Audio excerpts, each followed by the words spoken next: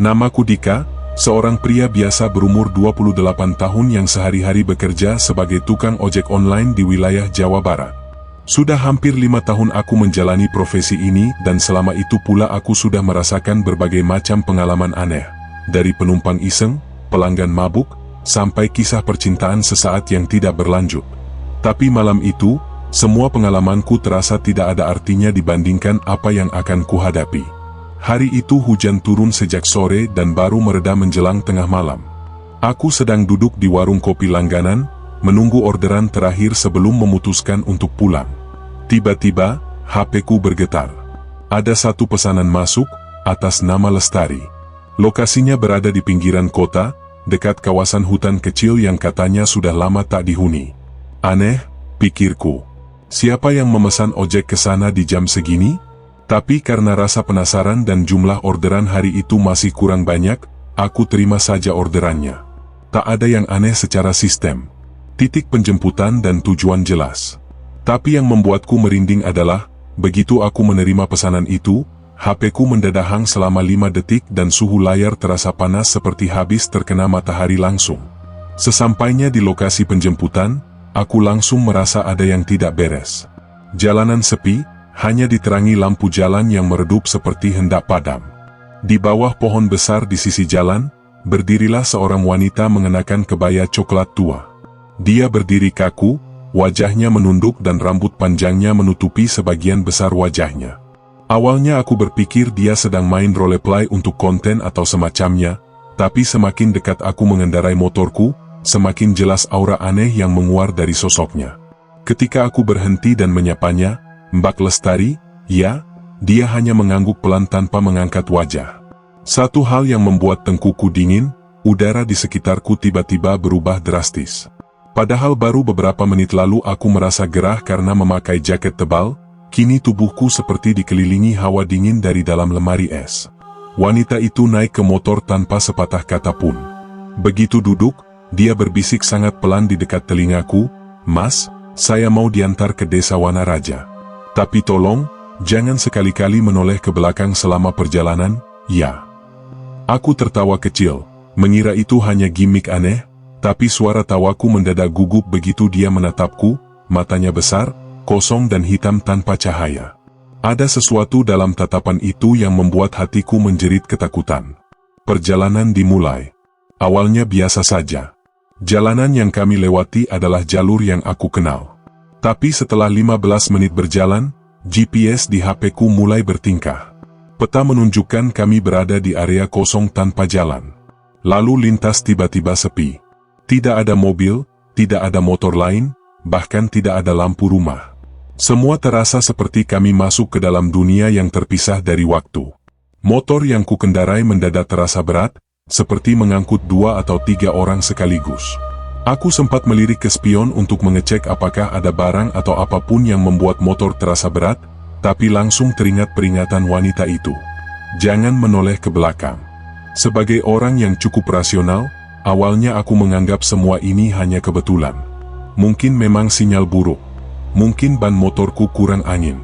Tapi saat aku menoleh sedikit ke kiri, aku melihat bayangan lain yang tidak seharusnya ada. Bayangan seseorang duduk di belakang wanita itu. Bayangan yang lebih tinggi dan besar. Aku menggigit bibir dan fokus menatap ke depan, menahan gemetar tangan yang mulai kehilangan kendali atas setang motor. Sekitar 30 menit berlalu dan suasana jalan berubah drastis. Kami melewati jalur kecil yang kanan kirinya ditumbuhi pepohonan rimbun. Tidak ada lampu sama sekali. Satu-satunya sumber cahaya adalah lampu motor dan bahkan itu terasa tidak mampu menembus kegelapan di depan. Udara semakin dingin, napasku mulai terlihat seperti asap. Ada bau menyengat yang tidak bisa dijelaskan, campuran bau tanah basah, darah dan kemenyan terbakar. Jalanan yang kulalui makin sempit, dengan ranting-ranting menggantung seperti tangan-tangan yang hendak menyambarku. Ketika aku mencoba berbicara, "Mbak, kita masih jauh?" Dia tidak menjawab. Tapi dari spion yang setengah tertutup helmku, aku melihat wajahnya kini menunduk ke samping, seperti berbicara pada sosok tak kasat mata di sebelahnya. Tubuhku mulai gemetar. Tanganku berkeringat dan jantungku berpacu tak karuan. Tiba-tiba suara tawa lirih terdengar dari arah belakang, tawa yang serak seperti suara wanita tua yang kehabisan napas. Aku hampir berhenti, hampir nekat menoleh. Tapi entah bagaimana, naluri bertahan hidupku menjerit, terus jalan, jangan lihat ke belakang. Akhirnya, kami tiba di gerbang besar yang terbuat dari kayu hitam. Di atasnya terukir tulisan, Desa Wanaraja, dalam huruf yang tampak kuno, seperti aksara Jawa tua yang mulai pudar. Gerbang itu tampak tua, ditumbuhi lumut dan sulur akar yang menjalar seperti pembuluh darah. Di balik gerbang, jalan tanah membentang masuk ke dalam kegelapan hutan dan tidak ada satupun lampu yang menyala di sepanjang jalan desa. Mbak Lestari turun dari motor dengan gerakan yang sangat pelan. Dia tidak menoleh, tidak berbicara, hanya menunjuk lurus ke dalam desa itu.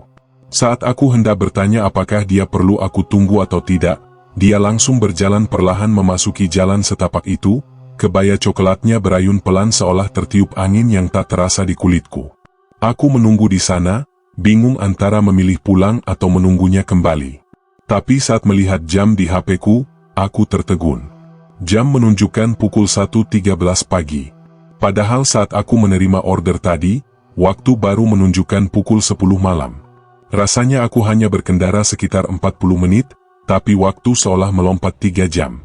Dan yang membuat dadaku makin sesak, sinyal HP-ku hilang total. Bahkan layar mulai berkedip aneh, muncul garis-garis acak seperti televisi rusak. Ketika aku memutuskan untuk berbalik arah dan pulang, jalan yang tadi kulalui sudah tidak ada. Di belakangku hanya hutan lebat dengan kabut tebal menggulung perlahan. Aku berdiri mematung, menatap ke belakang dengan wajah kebingungan, jalan aspal yang tadi kulalui benar-benar hilang. Digantikan oleh jalan setapak penuh rerumputan liar dan pohon besar yang menjulang rapat seperti pagar alam. Tidak ada satupun tanda bahwa aku pernah melewati jalur itu. Motor masih menyala, tapi suara mesinnya berubah. Biasanya lembut, kini terdengar serak, seperti tertahan sesuatu di dalam knalpot. Aku coba putar balik dan maju perlahan ke arah asal kedatanganku, berharap menemukan simpang jalan atau petunjuk pulang, tapi setiap aku bergerak maju, aku justru kembali lagi ke depan gerbang desa. 3 kali aku coba dan 3 kali pula aku kembali ke titik yang sama, seakan jalan itu memutar dan mempermainkanku. Keringat mulai menetes di pelipis dan rasa panik mulai naik ke dada. Di kepalaku hanya satu pertanyaan, apa yang sebenarnya terjadi? Aku menatap ke dalam desa. Dari kejauhan, samar-samar kulihat siluet rumah-rumah tua berjajar. Bentuknya seperti rumah zaman kolonial, atap rumbia, jendela kayu besar dan semuanya tampak diam membeku dalam waktu. Tapi yang paling membuatku mual adalah suasananya. Tidak ada suara jangkrik, tidak ada angin, tidak ada gemerisik daun. Hening. Sangat hening. Seperti dunia ini berhenti bernapas. Lalu dari kejauhan, kulihat satu persatu lampu di dalam rumah-rumah itu mulai menyala dengan cahaya temaram kekuningan. Bukan seperti lampu listrik, tapi lebih seperti cahaya dari pelita minyak tanah.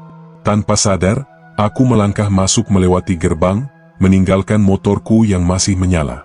Setiap langkahku di atas tanah berbatu itu terasa berat. Seolah setiap batu yang kuinjak menolak keberadaanku di tempat ini. Dan semakin dalam aku masuk, semakin jelas kulihat, sosok-sosok berdiri di depan rumah mereka. Mereka hanya diam, menatapku.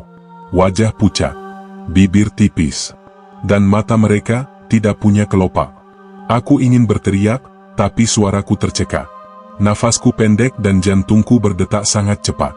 Salah satu dari mereka, seorang pria tua berbaju putih lusuh, berjalan mendekat dengan langkah pelan. Langkahnya tidak meninggalkan jejak sama sekali di atas tanah. "Kamu belum boleh pulang," katanya dengan suara serak seperti daun kering. "Tuan rumah belum mengizinkan." Aku mencoba bertanya siapa tuan rumah itu, tapi dia hanya tersenyum kecil. Senyuman tanpa kehangatan, datar dan kaku seperti topeng kayu. Tiba-tiba, dari arah belakangku, suara gamelan terdengar pelan. Dentingannya datar dan sumbang, seperti dimainkan oleh tangan-tangan lemah yang kehilangan rasa. Suaranya perlahan mendekat. Seolah gamelan itu bukan berasal dari tempat tertentu, melainkan merayap di udara, mencari mangsa. Aku berbalik dan dari kejauhan kulihat arak-arakan bergerak mendekat di jalan tengah desa. Barisan itu membawa obor. Sekilas terlihat seperti upacara tradisional. Di tengah-tengahnya, duduk di atas tandu berhias kain merah, adalah sosok pengantin wanita. Bajunya kebaya putih bersulam emas dan rambutnya disanggul rapi. Tapi wajahnya, wajah itu yang membuatku nyaris jatuh terduduk. Itu Mbak Lestari. Tapi berbeda. Wajahnya pucat, matanya kosong dan hitam, senyumnya lebar tanpa emosi, seperti boneka porselen hidup. Di sampingnya duduk seorang pengantin pria, makhluk tinggi besar, mengenakan jubah hitam panjang. Wajahnya tidak terlihat jelas karena tertutup kabut tebal yang seolah hanya mengelilingi dirinya. Tapi dari gerakan tubuhnya, dari cara dia duduk tegak dengan aura dominan, aku tahu makhluk itu bukan manusia. Barisan pengiring pengantin adalah para wanita tua dengan keriput dalam dan senyum getir. Mereka melantunkan nyanyian pelan yang membuat kulitku merinding, seperti mantra pemanggil roh.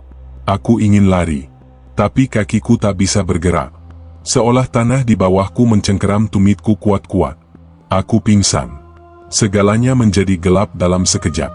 Saat aku terbangun, aku sudah berada di dalam sebuah gubuk kecil, remang, dengan dinding bambu dan bau dupa menyengat.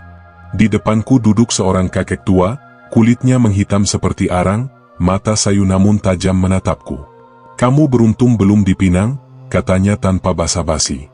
Kalau kau tak segera keluar malam ini, kau akan jadi bagian dari mereka. Selamanya. Aku terpaku, bingung, takut dan nyaris menangis. Kakek itu menjelaskan bahwa desa Wanaraja adalah desa gaib, tempat makhluk halus melakukan pernikahan ritual setiap malam Jumat Kliwon. Tamu-tamu dari dunia manusia dijebak untuk dijadikan pengantin atau kurban, terutama para pria muda yang terpanggil lewat jalur-jalur tak kasat mata. Mereka tidak akan membiarkanmu pergi begitu saja. Tapi kau masih punya satu cara, katanya. Dengarkan suara adzan. Bila kau mendengarnya, tutup matamu dan ikuti saja kemana suaranya membawamu. Jangan buka matamu, apapun yang terjadi. Kalau kau buka, kau akan tersesat selama-lamanya. Aku hanya bisa mengangguk lemah, tubuhku gemetar, pikiran kalut dan tenggorokanku kering seperti terbakar. Kakek itu menyodorkan sebuah kain putih kecil yang dililit benang merah. Ini jimat. Bukan untuk melawan, tapi untuk menyamarkan keberadaanmu. Pakai di lehermu sebelum keluar dari gubuk ini. Aku menurut. Kakek itu berdiri pelan, lalu membuka pintu gubuk yang ternyata langsung menghadap ke tengah desa. Pemandangan di luar membuat tubuhku gemetar makin hebat. Barisan penduduk desa kini berkumpul, tapi wajah mereka sudah tidak lagi menyerupai manusia. Mata mereka gelap tak berujung, sebagian tak punya hidung, sebagian mulutnya robek hingga ke telinga. Dan mereka semua menatap ke arah gubuk, seolah menungguku keluar.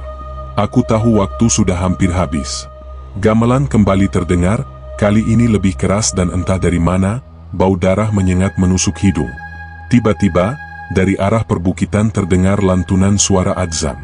Pelan, tapi nyata. Tak seperti suara lain yang samar, suara adzan ini terdengar jernih seperti datang dari langit. Kakek itu memandangku sekali lagi, sekarang, lari. Tutup mata. Ikuti suara itu. Jangan berhenti. Jangan buka mata meski kau dengar namamu dipanggil. Aku menarik napas panjang dan berlari keluar, mata tertutup rapat, membiarkan kakiku melangkah sesat, demi satu harapan untuk kembali. Langkahku terasa berat. Tanah di bawah kaki berubah tekstur, kadang berpasir, kadang berlumpur, kadang seperti lantai rumah. Aku berlari menabrak sesuatu, mendengar suara tawa di telingaku, bisikan mengerikan yang memanggil namaku dengan suara ibu, suara sahabat, bahkan suara diriku sendiri. Dika, kamu kesini aja, pulang, yuk. Semua suara itu berusaha memancingku membuka mata. Tapi aku ingat pesan kakek itu. Tangan-tangan tak terlihat seperti mencoba menarik jaketku, mencakar kulitku, tapi aku terus berlari, mengikuti arah suara adzan yang makin lama makin kencang. Lalu tiba-tiba suara itu berhenti. Semuanya hening. Detak jantungku seperti bergema di antara kesunyian. Aku terdiam. Panik. Apa aku salah arah? Apa aku sudah terlambat? Tapi beberapa detik kemudian, sebuah tangan menyentuh bahuku. Jantungku hampir berhenti. Tapi tangan itu hangat. Lalu suara familiar terdengar, "Mas, bangun, ini saya, petugas keamanan kota." Mataku perlahan terbuka. Cahaya terang lampu jalan menyilaukan. Aku terbaring di trotoar, tepat di dekat taman kota. Motorku terparkir beberapa meter dariku. Badanku lemas, bajuku kotor dan ada beberapa goresan di tangan serta kaki. Petugas itu membantu duduk. Kami temukan Mas Dika di sini, sendirian, sejak subuh tadi. Warga lapor ada suara motor menyala terus tanpa pengendara. Aku melirik jam tangan. Pukul 5.12 pagi. Aku ingin bertanya banyak hal, tapi tenggorokanku nyaris tak mampu bersuara. HP-ku kembali menyala. Anehnya, pesanan atas nama Lestari tidak tercatat di riwayat orderanku. Seolah order itu tidak pernah ada. Tapi ada satu hal yang membuatku yakin semua itu nyata. Di leherku, jimat kain putih dengan lilitan benang merah masih terikat erat dan mengeluarkan bau dupa yang sama seperti yang kurasakan di gubuk tua itu. Aku hanya bisa memeluk diriku sendiri, tubuhku gemetar seperti orang demam. Selama beberapa hari setelah kejadian itu, aku memilih tidak mengambil orderan malam. Aku hanya menerima pesanan siang hari di wilayah ramai. Tapi malam-malamku tidak pernah sama. Aku sering terbangun mendadak karena mimpi buruk, dikejar bayangan hitam, diseret masuk ke desa itu, atau dijadikan pengantin dalam upacara aneh. Kadang dalam tidurku, aku mendengar kembali suara gamelan itu, suara yang tidak pernah bisa dilupakan oleh siapapun yang pernah mendengarnya. Aku pergi ke beberapa tempat spiritual, ustaz, dukun, bahkan pastor, dan semuanya memberikan jawaban yang mirip, kamu sudah menginjak tanah yang tidak seharusnya kamu pijak. Mereka belum tentu melepaskanmu sepenuhnya. Aku tidak tahu apa maksudnya. Tapi sejak malam itu, hidupku selalu terasa berat. Seperti ada sesuatu yang masih mengikutiku. Hingga suatu malam, sekitar 2 minggu setelah kejadian, aku menerima telepon dari nomor tak dikenal. Suaranya pelan, serak dan langsung membuat darahku membeku. Mas, bisa antar saya ke Wanaraja lagi malam ini? Aku langsung mematikan telepon itu. Tapi saat ku tengok keluar jendela, di bawah pohon mangga depan rumah, berdiri sosok wanita berkebaya coklat, menunduk, dengan rambut panjang menutupi wajah. Tidak bergerak, tidak bersuara, hanya berdiri menatap ke arah rumahku. Malam itu aku kembali tidak tidur. Dan sejak saat itu, aku sadar, mungkin aku tidak pernah benar-benar keluar dari desa itu. Mungkin, sebagian dari diriku tertinggal di sana. Sejak malam itu, hidupku tidak pernah kembali normal. Setiap malam Jumat Kliwon, suara gamelan kembali terdengar samar dari kejauhan, bahkan ketika aku berada jauh dari desa. Kadang dari kamar mandi, kadang dari balik lemari, kadang dari balik jendela yang tertutup rapat. Ibuku pernah mengetuk pintu kamarku tengah malam dan berkata, tadi ada perempuan berdiri depan rumah, katanya mau dijemput. Tapi saat kulihat keluar, tidak ada siapa-siapa. Aku semakin yakin, aku sedang diburu. Dan yang paling membuatku takut adalah, aku mulai kehilangan ingatan. Pekerjaan sederhana seperti arah pulang ke rumah pun terkadang terasa asing. Aku sering mendapati diriku berdiri di tempat-tempat yang tak kukenal. Di tengah jalan sepi, di dekat kuburan tua, bahkan pernah di depan gerbang desa yang sama. Seolah-olah ada bagian dari diriku yang sedang tertarik kembali ke sana, perlahan-lahan, tanpa aku sadari. Aku mulai mencatat hari-hari dan membuat jurnal untuk menjaga kewarasanku. Dalam salah satu catatan yang kutemukan tertulis dengan tulisan tanganku sendiri, Wanaraja bukan hanya tempat, tapi gerbang. Gerbang yang terbuka ketika seseorang sedang rapuh, kosong dan mudah dipanggil. Aku tidak ingat menulis itu, tapi maknanya begitu dalam. Aku mulai sadar bahwa aku dulu sedang dalam keadaan lelah, kesepian dan tertekan. Tekanan ekonomi, tekanan hidup, rasa marah pada keadaan, semuanya membentuk celah yang bisa dijadikan pintu masuk oleh entitas dari dunia lain. Dan mereka tidak sembarang memilih korban. Mereka mencari yang hampa, yang bisa diisi. Yang bisa dipinang, bukan dengan cinta, tapi dengan kutukan. Suatu malam aku memberanikan diri menemui seorang kiai sepuh yang dikenal bisa menutup jejak dunia lain. Kiai itu hanya menatapku dalam-dalam dan berkata, kamu bukan hanya dibawa masuk, kamu sempat dijadikan bagian dari mereka. Tapi ada satu hal yang menyelamatkanmu, niatmu untuk pulang. Kiai itu menyarankanku melakukan tirakat selama 7 malam, tidak keluar rumah, tidak bicara dengan siapapun kecuali orang tua dan selalu mendengarkan lantunan ayat-ayat Al-Quran sebelum tidur. Aku melakukannya dengan penuh harap dan malam-malam itu adalah malam terberat dalam hidupku. Dalam tidurku, mereka datang. Wajah-wajah hancur itu, gamelan rusak itu dan sosok Mbak Lestari yang kini sepenuhnya bukan manusia lagi, mereka semua memanggilku. Tapi aku bertahan. Dan di malam ketujuh, untuk pertama kalinya, aku tidur tanpa mimpi buruk. Sejak itu, gangguan perlahan menghilang. Suara gamelan tak terdengar lagi. Sosok perempuan di depan rumah tak pernah muncul lagi. Tapi aku tahu, ini bukan akhir. Aku hanya diberi kesempatan untuk hidup lebih lama, dengan syarat, jangan pernah mendekati jalan itu lagi. Aku berhenti jadi tukang ojek online. Aku pulang kampung, membantu usaha kecil orang tua dan mulai mendalami agama. Tapi rasa trauma itu tetap tinggal.